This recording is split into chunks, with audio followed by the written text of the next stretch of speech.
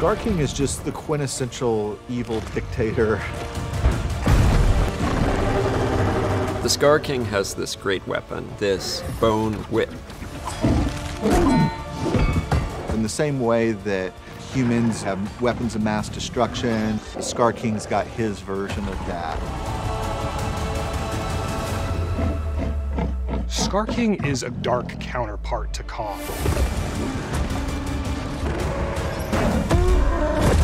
He's everything that Kong's not.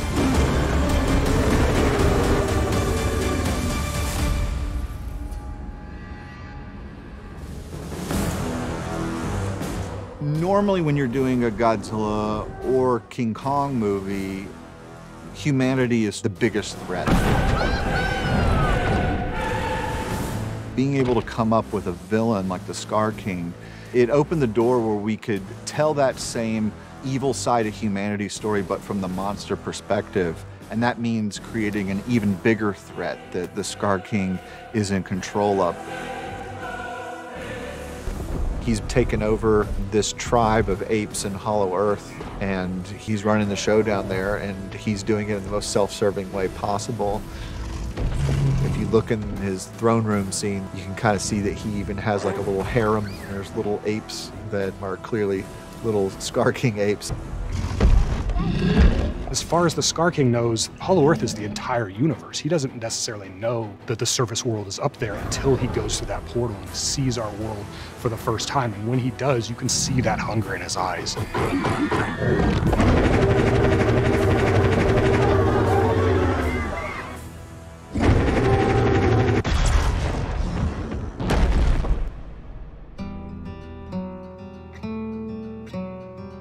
Within the great ape community, you have certain apes that live off of hunting other apes, and they have this look to them that's unlike other primates. There's something evil about them, and so we really started drawing facial features with that as the basis for the Scar King.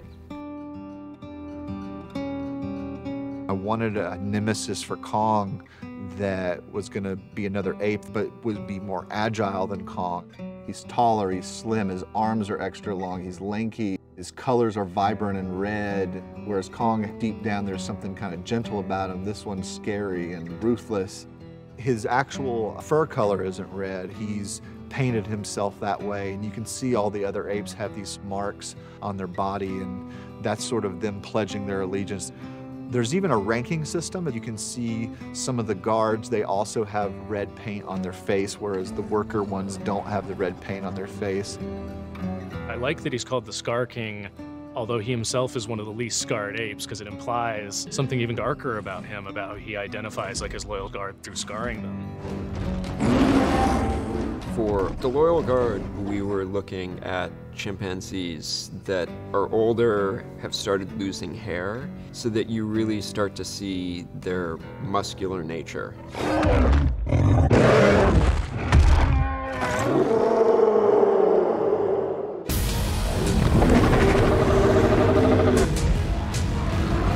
For the Scar King, we want to give him this attitude as like he thinks he's the best in the world. He doesn't care about anybody, he doesn't respect anybody.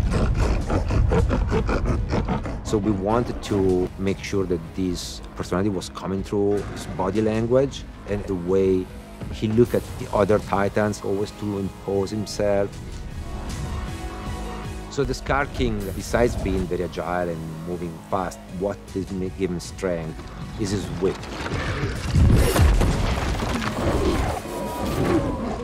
One of the things I was most proud of in GBK was coming up with the axe for Kong. And so coming into this film, I instantly knew I wanted Scar King to have some sort of whip type thing, and he's taken some sort of spinal cord off a creature and he's turned it into a whip. But this weapon is powerful because there is a crystal embedded in the whip. Scar King has learned how to keep Shimo under his control. He uses a crystal that causes Shimo great pain, and he uses that pain to control and manipulate Shimo.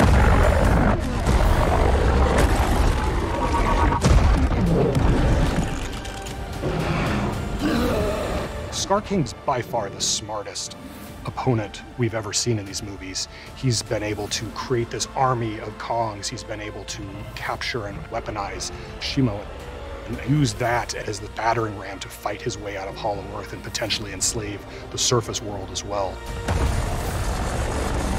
It's going to take all the hero monsters in the world to band together to be able to stop them.